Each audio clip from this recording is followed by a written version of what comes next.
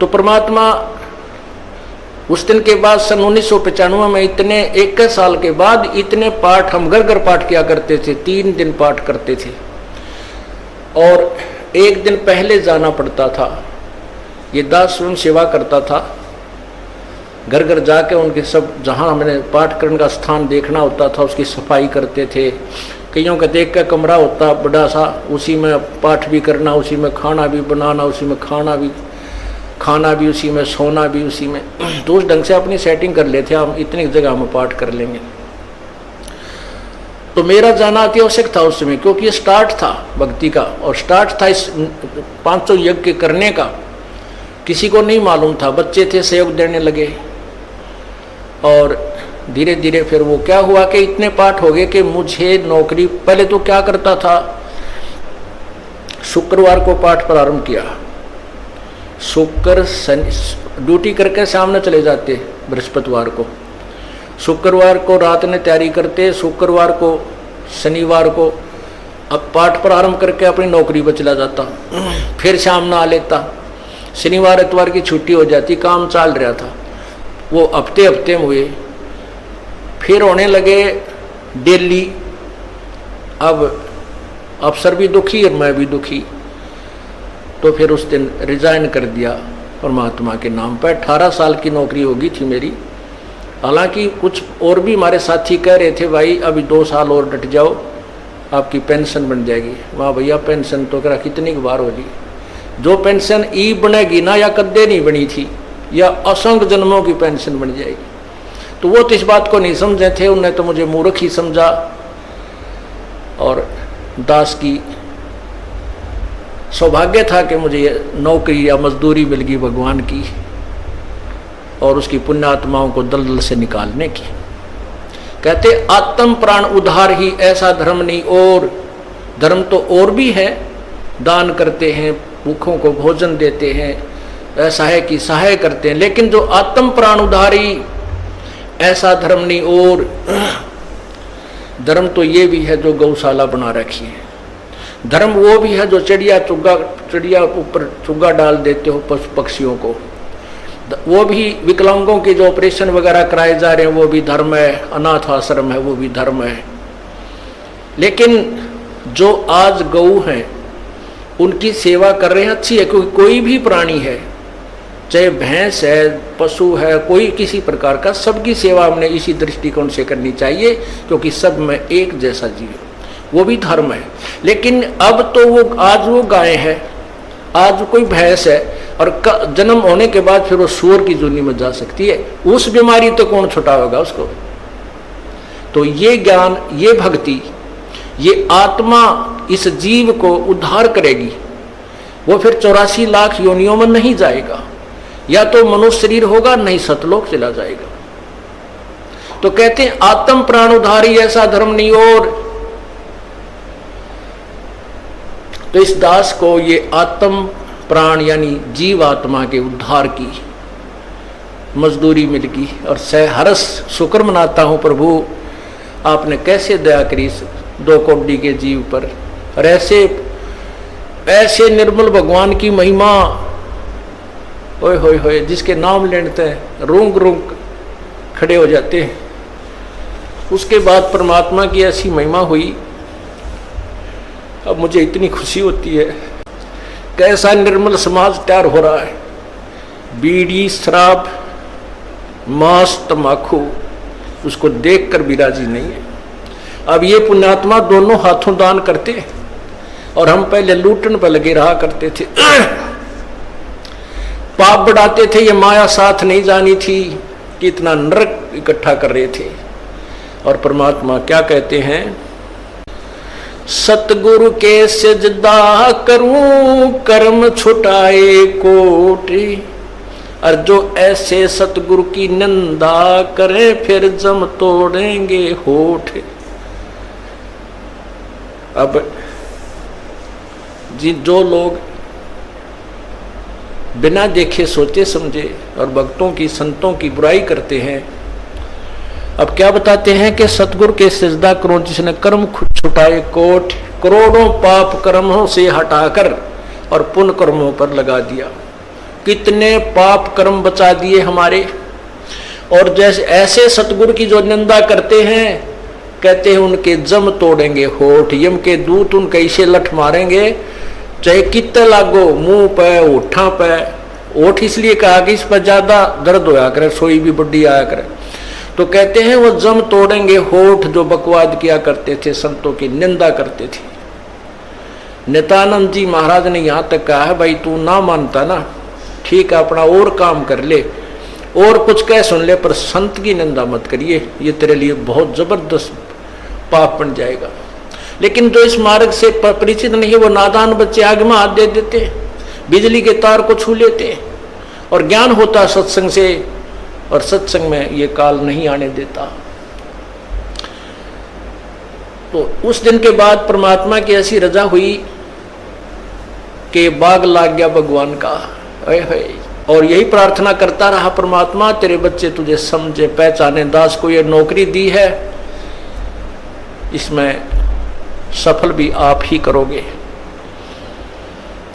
इन लोगों ने तो आपको भी नहीं बख्शा था, जब जिसमें आप यहां आए थे काशी में 120 वर्ष रह कर गए, सारा जीवन आपके पीछे पड़े रहे। उन दुष्ट आत्मा स्वार्थियों ने अपने स्वार्थ के लिए जनता को सत्य ज्ञान नहीं समझने दिया, और परमात्मा को बहुत यातनाएं दी गई। अब उनकी जो यातनाओं, उनके साथ जो हुए संघर्ष को देखकर इस दास का दिल डटा हुआ है कि हमारे साथ तो अभी कुछ भी ना हुआ है। जो उस परमात्मा के साथ कितना तेल के कढ़ाई में डाल दिए, कितना काट काट के घेर दिए, कितना कुएं में डाल के ऊपर तो डले ठोक दिए, और फिर भी डोके न पाए। वो तो समर्थ थे, और जनता कुछ नहीं बिगाड़ सकी और ना ही उनको समझ सकी।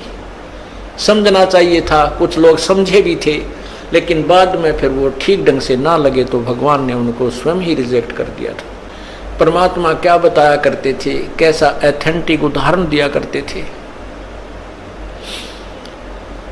अपने आत्माओं क्या बताते हैं, भाई सिर साटे की भक्ति है और कछु नहीं बात, सिर के साटे पाइयो अवगत अलख अनाथ। अब शीश कैसे देना है, शीश ये नहीं भाई काट के सिर चढ़ा दे भगवान के चरणों में, ऐसे नहीं। जैसे आपको परसों के सत्संग में सुना था कि गुरुदेव को समर्पण कर दिया जाए। समर्पण का अर्थ यह है कि जो आज्ञा दें वही की जाए, चाहे वो बुरा लग रहा है चाहे अच्छा लग रहा है, उसमें हमारा हित है, अति हित होता है। और संत क्या कहते हैं, भाई बीड़ी शराब मांस खुइये मत पीना। संत कहते हैं चोरी जारी नहीं करना, डाके ना डालना, किसी की जेब ना काटना, ये महापाप है तेरे लिए। अपना करके खाना बेटा, भगवान भजना, इससे तेरा कल्याण होगा। और हम यही वचन नहीं मानेंगे तो फिर यहाँ स्कूल में आने की आवश्यकता क्या है, इस विद्यालय में सत्संग में आने की आवश्यकता क्या है। हम गलतियां भी गलती पे गलती करते रहे और फिर सत्संग में भी आ रहे हैं, तो वो फेल हो जाएंगे विद्यार्थी, वो पास नहीं हो पाएंगे। और परमात्मा के पाने का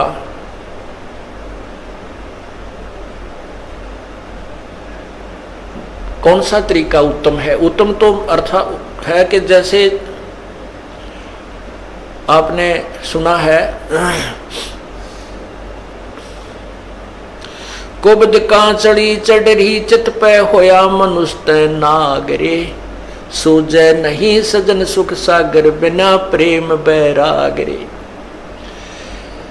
या कुबद कांचड़ी चढ़गी चित पे तो हो रहा मनुष्य नागरे, मनुष्य के कर्म है बुरा काम नहीं करना, किसी की बाल बेटी की तरफ बुरी नजर नहीं रखा, किसी की संपत्ति की तरफ बुरी नजर नहीं रखा है, अपने जैसा दुख सभी का माने, किसी पशु का बेमतलब लठ नहीं मार दे, हैं किसी को नाजायज तंग बिल्कुल ही तंग नहीं करना चाहिए। तो ये मनुष्य के कर्म थे, इनको छोड़कर हम अपने स्वार्थवश ना जाने दूसरे को कितना दुखी कर देते हैं,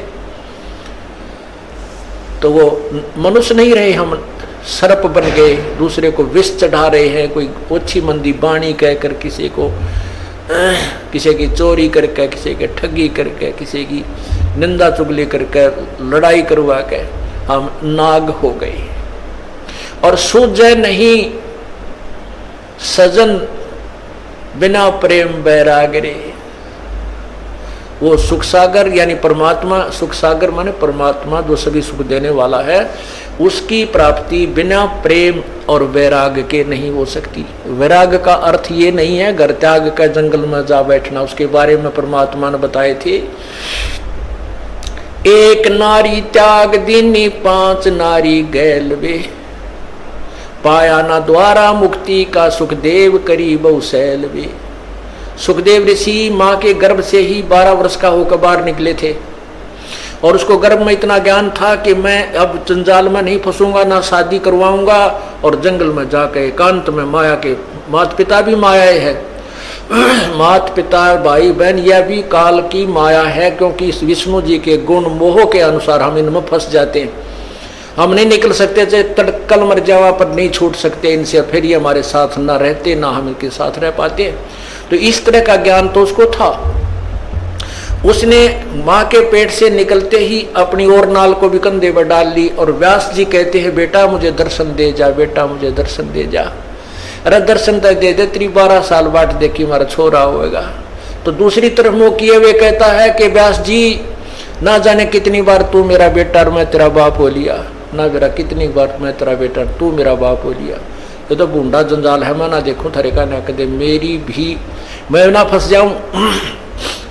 फिर उसने शादी नहीं कराई, शादी भी नहीं कराई और फिर पिछले जन्म की जो बैटरी चारक थी आकाश में भी जाने लगा, उड़ भी जाता था, सारा कुछ करता था, लेकिन तत्व ज्ञान नहीं था। अभिमान जो का तू, जब विष्णु भगवान ने ये कहा कि जाओ राजा जनक से उपदेश ले लो, अभिमान हो गया, कट गया। ने बोला राजा जनक गृहस्थी बाई और कैसे शीश निभाऊं जाई।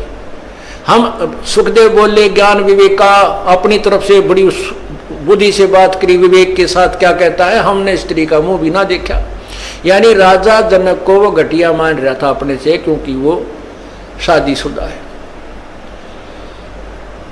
इसके बारे में बताते हैं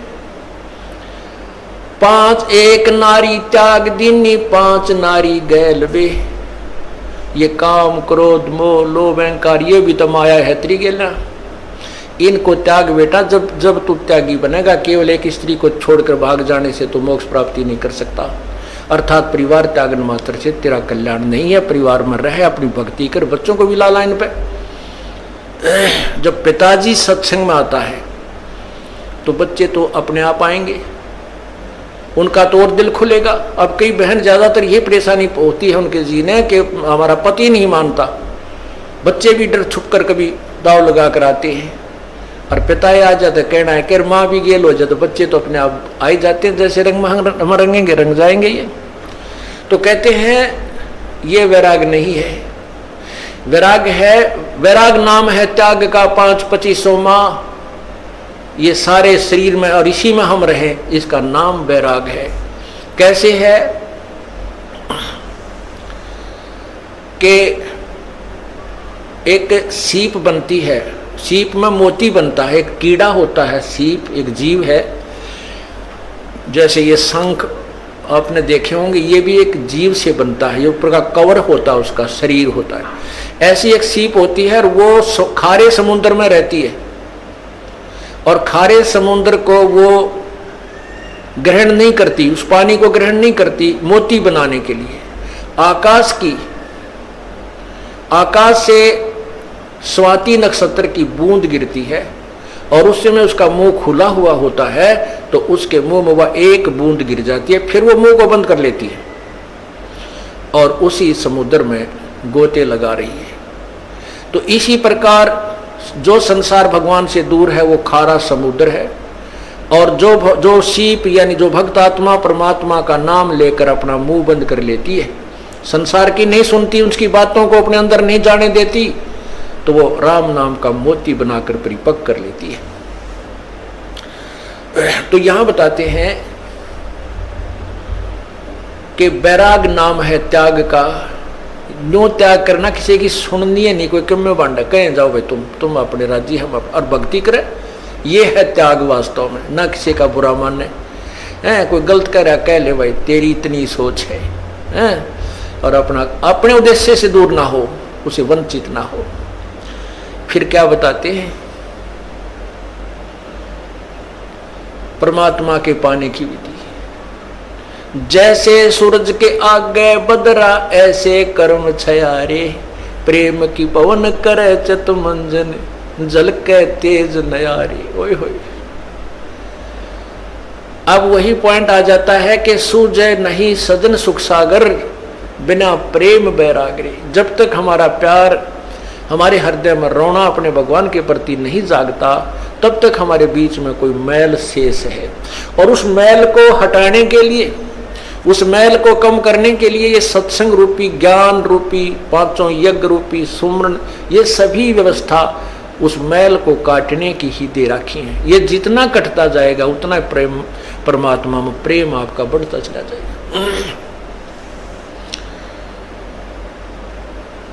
जैसे सूरज के आगे बदरा ऐसे कर्म छयारे, प्रेम की पवन करे चित मंजन वो झलके तेज नयारी। जैसे सूर्य के सामने बादल आ जाते हैं और सूर्य का प्रकाश नजर नहीं आता, ऐसे आत्मा और परमात्मा के बीच में पाप कर्मों के बादल छाए हुए हैं और प्रेम की पवन करे चितमंजन। राम नाम का वो सिमरन जो दे रखा आपको, सतनाम कहते, उसके ऊपर तो आपका चित मन लगा रहे। और प्यार की पवन जैसे हवा चलती है, बादलों को इधर उधर फेंक करके सूर्य का प्रकाश चमकने लग जाता है। प्रेम की पवन करे चितमंजन झलके तेज नयारे। वो परमात्मा आपको दृष्टिगोचर हो जाएगा, आपके जो पाप कट जाएंगे, आपके बीच में जो पाप कर्मों की द्वार, अज्ञान की द्वार है, वो हट जाएगी।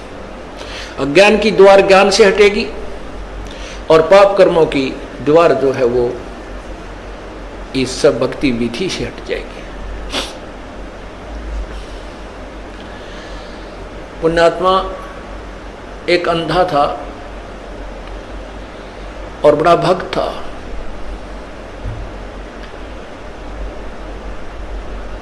बड़ी साधना करा करता था। एक बार उसको दस्त लग गए, पेचिस लग गए, उसको लूज मोशन हो गए। और लूज मोशन इतने हो गए, उम्र भी उसकी अच्छी हो गई थी, 60-70 के आसपास। इतने लूज मोशन हो गए कि वो समझ गया ना कोई दवाई काम करे। तो उसको पता लग गया कि अब तेरा जाने का टाइम आ गया है, अब नहीं रह पाएगा।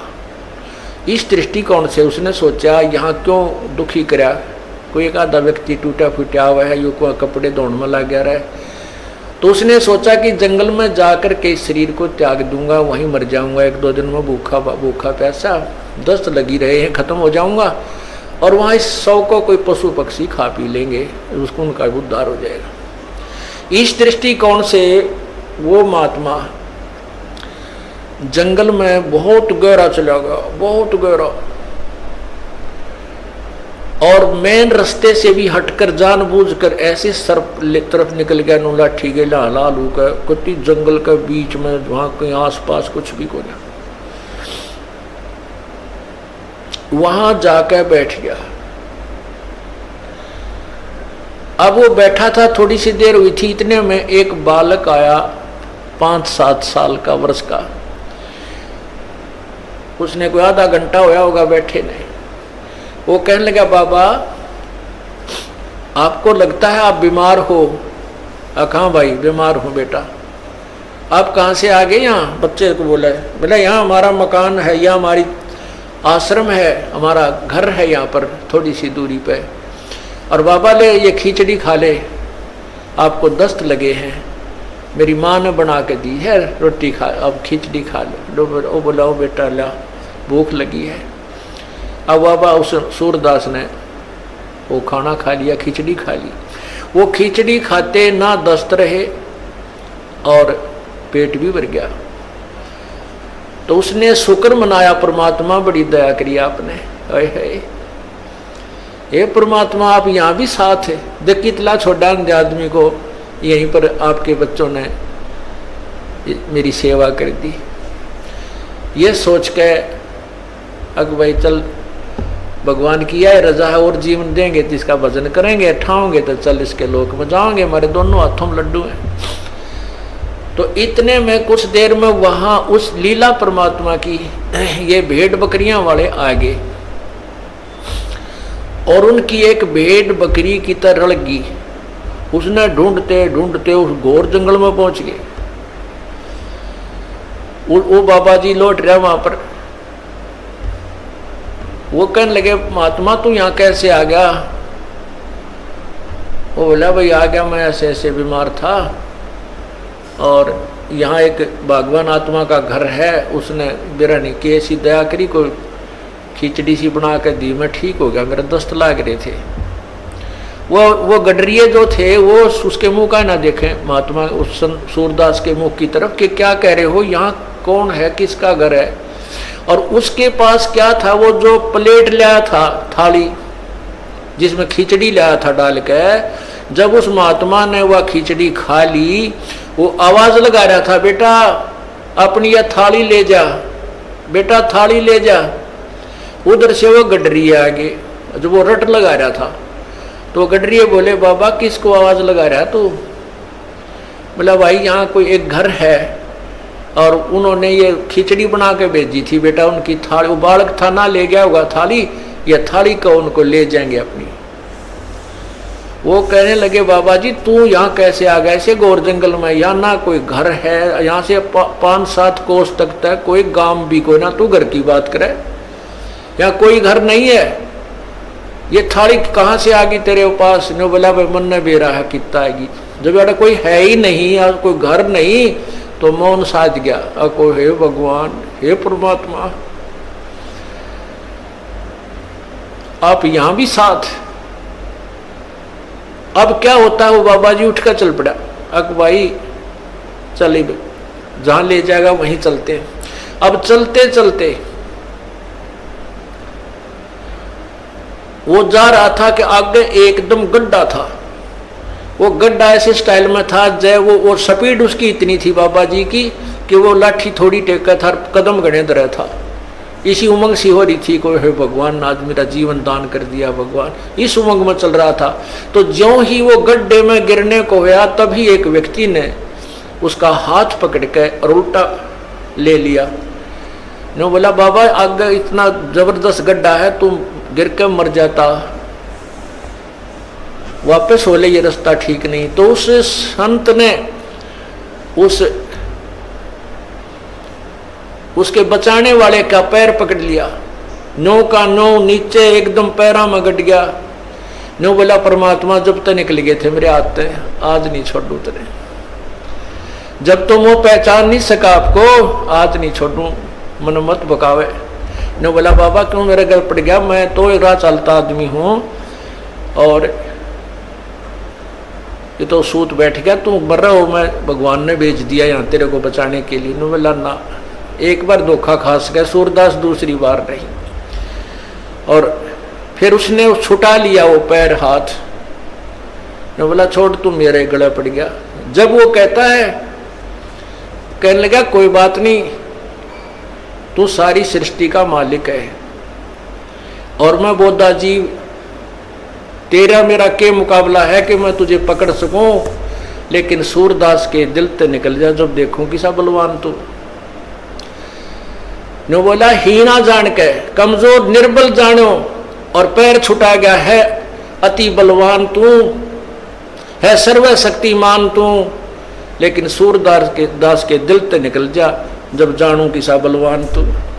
कहते हैं उसी समय उसके दिव्य भी वो दृष्टि भी खुल गई और भगवान ने सामने दर्शन दिए, जिस भी रूप में वो पूजा कर रहा था।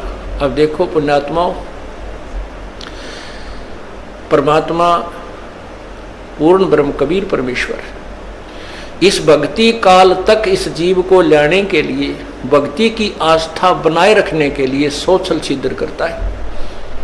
नरसिंह जी का भात किसने भरा था, नरसिंह जी की हुंडी किसने ली थी, ये तो तत्व ज्ञान सुन जाओगा इस अंधेरे ने। ये पूर्ण परमात्मा जो तीनों लोकों में प्रवेश करके सबका धारण पोषण करता है, यानी सबकी व्यवस्था, सबको जो भी जैसा कर्म करता है उसके फल आधार पर वो परमात्मा आकर के भक्ति लाभ देता है। तो पूर्ण परमात्मा आए और फिर उसको कहा बेटा ये भक्ति कर, ये भगवान है, ऐसा नाम जप। और फिर ये कहा कि मैं तो उसका भेजा हुआ हूँ, तू नाम जाप कर, नाम से मोक्ष होगा। तो पुण्यात्माओं कहते हैं जब उसमें प्यार आया, जब फूट फूट कर रोने लगा सूरदास, बुरी तरह तड़फने लगा, जब परमात्मा प्रकट हो गए, उसके नेत्र भी दे दिए और सामने दर्शन भी दिए। जैसे सूरज के आगे बदरा ऐसे करुण छयारे, प्रेम की पवन करे चतुमंजन वो जल के तेज नयारे।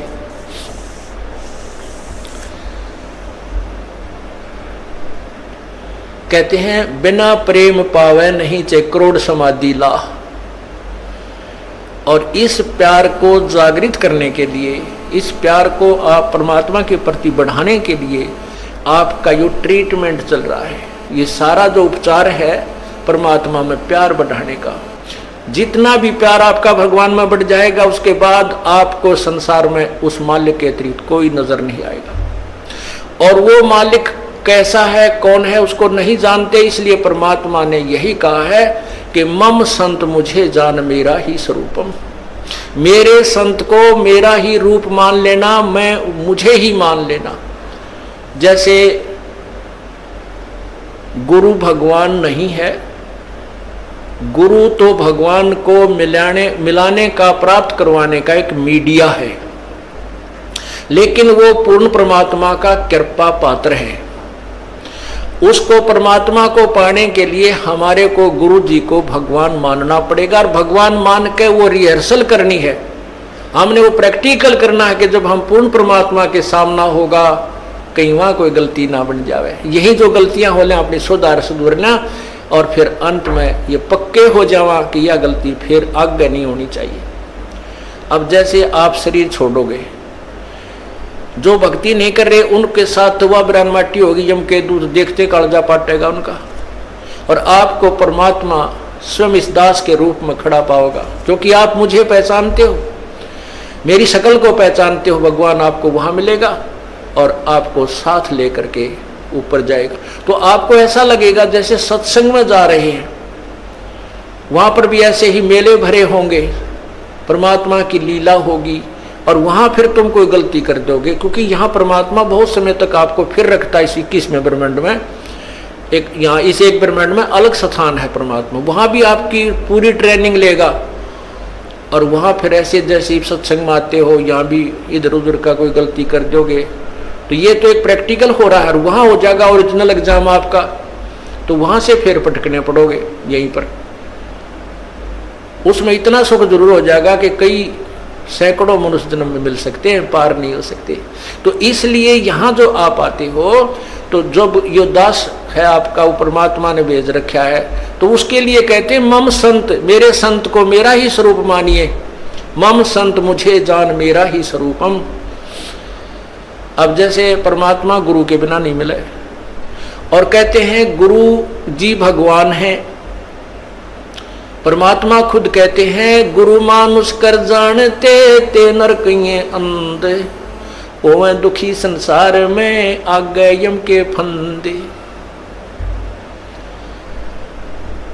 अब गुरु गोविंद कर जानियो, गुरु जी को भगवान मानकर चलियो, और रहियो शब्द समाए वचन में, वचन के अंदर चलना, उसके आज्ञा का पालन करते रहना।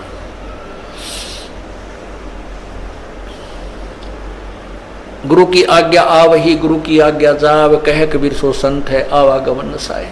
तो यहां हमने जैसे एक मैथमेटिक्स के अंदर गणित में एक प्रश्न आता है ब्याज का, तो उसमें मूलधन निकालना होता है, और मूलधन निकालने के लिए पहले हमने दर कैलकुलेट करनी पड़ती है। तो उसमें मूलधन मानना पड़ता है 100 रुपये। हालांकि वो 100 रुपये मूलधन नहीं है, लेकिन वो मानने पार पड़ेगी। वो करोड़ों की अमाउंट का जो मूलधन, वास्तविक जो धन है हमारा, वो 100 रुपये मूलधन मानकर ही हम उसको प्राप्त कर सकते हैं, और कोई तरीका नहीं। तो उसमें मान लीजिए मूलधन 100 रुपये, 100 रुपये मूलधन मानकर फिर हमको उसको ओरिजिनल मूलधन को प्राप्त कर लेंगे जो करोड़ों की संख्या में है। तो वो परमात्मा उसको पाने के लिए गुरुजी उस परमात्मा जैसे परमात्मा नहीं है, लेकिन आपने परमात्मा मानना पड़ेगा ताकि आपकी रिहर्सल ठीक चले जा, ताकि आप ये सोचो कि जब भगवान के सामने हम जाएंगे जिसके इतने गुण सुनते हैं और उस परमात्मा से हम मिलना चाहते हैं, वह हमारा कैसा शिष्टाचार हो, कैसा बोलना चालना हो, कैसा व्यवहार हो, कैसा उमंग हो। अगरीब कबीर साहब आपके सामने आ जाएं, आपने इतना गुण सुन रखा है, तो एक दूसरे के ऊपर का पड़ के उनके चरणों ने छुआ है और मतलब नु सोचा जानो मेरी बारी कब आवे। शिष्टाचार नहीं, एक दूसरे के ऊपर नहीं गिरना, मतलब एक दूसरे से आगे पहुंचने की होड़ लगे, और नहीं तो दूर से नोएडी ठाठा के देखें वह खड़े भगवान, वह खड़े भगवान। और यही उमंग आपकी इस दास को जब देखें, ये आप पर बन जाएगी। यो ज्ञान ऐसा है कि आपको फिर कुछ भी दिखाई नहीं देगा, यो दास दिखाई देगा, और तब आपका प्रेम परमात्मा में दृढ़ बन जाएगा। आपकी यहाँ जो भी है, ठीक है, संतान संपत्ति जो भी है वो आपको अस्थायी नजर आएगी, और हम यहाँ अपना कर्तव्य करने आए हैं, ये भी पूरा करना है। तो इस प्रकार जैसे हम माता पिता की, जैसे बच्चों की परवरिश करते हैं माता पिता बचपन से, कितने प्यारे लगते हैं छोटे छोटे बच्चे, और उनको अब आप वो भूखे रह जाते हैं, बच्चों को उत्तम आहार कराते हैं, उत्तम अच्छे कपड़े पहनाते हैं, और जब वो बड़े हो जाते हैं, ब्याह शादियां हो जाती है, तो माता पिता उनसे उतना ही प्यार चाहते हैं जितना वो बचपन में दिया करते थे। अब हम उतना प्यार उनको नहीं दे पाते, ये भी हम पाप कमा लेते हैं। बूढ़े आदमी ने कुछ नहीं चाहिए, सारे शौक खत्म हो जाते हैं उसके बुढ़ापे में, और हमारे भक्त बीड़ी शराब मांस तम्बाकू को मुँह त्याग देते हैं तो बिल्कुल नहीं छूते, वो केवल प्यार के भूखे होते हैं। बुजुर्ग आदमी को, माता पिता को, दादा दादी को, बाहर से आते हो या सुबह उठते हो, सत साहेब बोले, और प्यार तेनो बाहर से भी आते हो, चाहे आपका किसा मूड ऑफ है अपने माता पिता से, कहे माँ ठीक हो, पिताजी ठीक हो, उनका आड़े गदगद आत्मा हो जाती है। और पिताजी बोला छोरा मुँह चुड़ाओ करनो चल पड़े, तो उसकी दूना रोना बढ़ जाता है। तो पुण्यात्मा, हमने अपने बुजुर्गों की हृदय से सेवा करनी है, बुराइयों से बचाना है, हुक्का नहीं पहना उनको, शराब नहीं पिलानी, चाहे मरे चाहे जीवे, प्यार दो, अच्छा भोजन कराओ, अच्छे कपड़े पहनाओ, प्यार से रखो। तो इसी प्रकार हमने हर कर्तव्य को पूरा करते हुए हम तभी हंस बनेंगे, तभी हम संत बनेंगे, भक्त बनेंगे, जब हम हर प्राणी के प्रति उतना ही प्यार रखेंगे। और वो प्यार सबके एक से द्वेष बनाए रखें घर में, तो प्यार कैसे रहेगा, भगवान में भी ना रहे वो। तो इसलिए हमने धीरे धीरे सब में नॉर्मल प्यार बढ़ाना है और विशेष प्यार परमात्मा में रखना है। जो पति भरता पति से राती, आन पुरुष नहीं भावे, बसे पी हर में सुरत प्रीतम में, ऐसे ध्यान लगावे। जैसे लड़की अपने घर चली जाती है शादी के उपरांत, तो उसका विशेष लगाव अपने पति में हो जाता है, बहुत लगाव हो जाता है, और वो एक पल भी उसे नहीं भूल पाती है, लेकिन किसी को सो भी नहीं करती है, माता पिता को भी प्यार देती है, भाई बहन को भी, और अपना काम भी करती रहती है। लेकिन जो विशेष कसक उसके अपने पति में होती है, पति भरता स्त्री की। कहते हैं ऐसे ही हम यहाँ इस संसार में रहेंगे, अपने परिवार में, ये हमारा मायका समझो, और हमने ससुराल चलना है अपने पति परमात्मा कबीर परमेश्वर को ऐसे पल पल में याद रखना है। जो पति भरता पति से राती, आन पुरुष नहीं भावे, बसे पी हर में सुरत प्रीतम में, नो कोई ध्यान लगावे। वो क्योंकि यहाँ हम खेचातानी नहीं रखेंगे, यहाँ भी प्यार, इनके लेवल का प्यार, यहाँ भाई के लेवल का, बाण के लेवल का, जेठ के लेवल का, जेठानी के लेवल का, ये भी इनको श्रद्धा सत्कार देना है। लेकिन विशेष कर सक अपने परमात्मा में रहनी चाहिए, वो विशेष प्यार, वो हमें आगे ले चलेगा। और यहाँ हम आपस में लड़ाई झगड़ा रखेंगे तो भी भगवान को पसंद नहीं। जैसे एक लड़की अपने एक सह परिवार में रहती है, जेठ भी है, जेठानी भी है, देवर है, देवरानी है, ननंद है, सास है, ससुर है, पितश्रे हैं, तो इस तरह हम फिर वो लड़की इतनी शिष्टाचार में रहनी चाहिए। अपने पति से तो प्यार है ही है, वो तो बिल्कुल उसमें को नो डाउट, क्योंकि उसका और उसका आजीवन का संबंध है। और लेकिन अन्य परिवार के सदस्यों से भी उसने मनमुटाव नहीं रखना चाहिए। जैसे जिसका सत्कार जो ड्यू करता है, उनको डिजर्व करता है, अवश्य देना चाहिए, नहीं तो वह पतिव्रता नहीं कलियारी हो जाएगी। फिर अगर वो प्यार नहीं देगी, वो शिष्टाचार नहीं रखेगी, आदर सत्कार प्रेम से नहीं बोलेगी, तो घर में आग लग जाएगी, तो ना भक्ति बने ना कोई और बने। तो इस प्रकार हमने हर दृष्टिकोण से अपने जीवन को नरक ना बना करके यहाँ का स्वर्ग तो हमने घर बना लेना चाहिए, और सतलोक में अपने चल पड़ेंगे, वहां जाकर सुख सारा मिल ही जाएगा।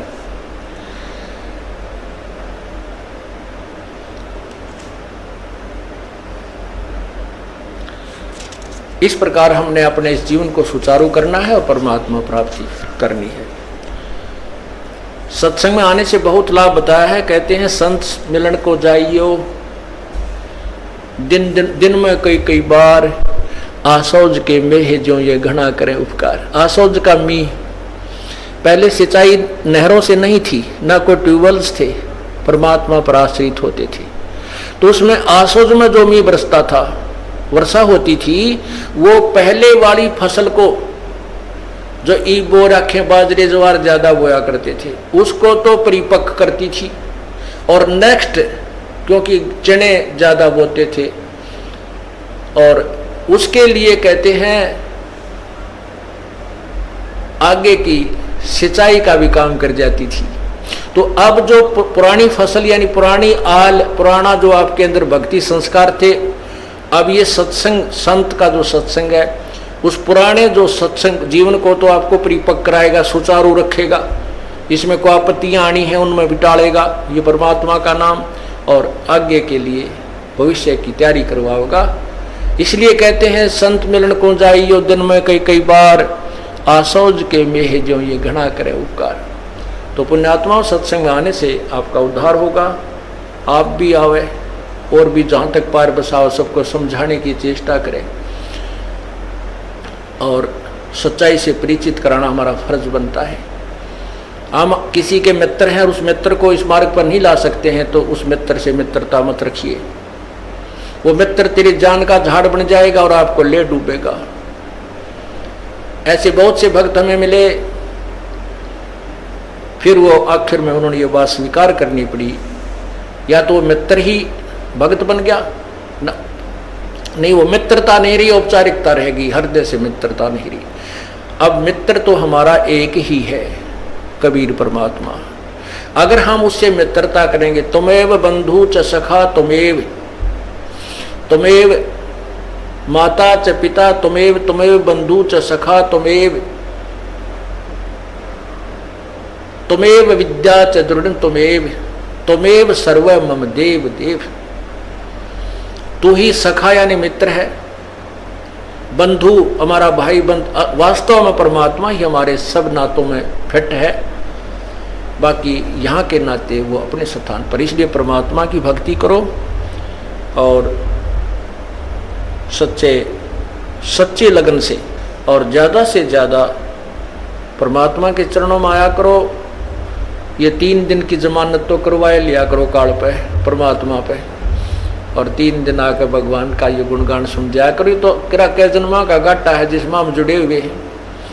अर्ज करा करो भगवान हमें समय दे, हम जा सकें अपने परमात्मा की महिमा सुनने के लिए। रोया करो कभी उनके चरणों में पड़ के वहीं पर, तो वो जमानत लेगा तभी आन देंगे आपको, ना काल नहीं छोड़ा। तो अब इसका टेम जोड़ रहा है, फिर तेली का बैल बना देगा, गधा बना देगा, फिर वहाँ नहीं छूटना। तो अब हम प्रयत्न कर सकते हैं, अब हम छूट सकते हैं। परमात्मा का सहारा है, हमारे पास ज्ञान है और फिर सच्चा नाम है। आप पूरा प्रयत्न करें। बोलो सतगुरुदेव की जय।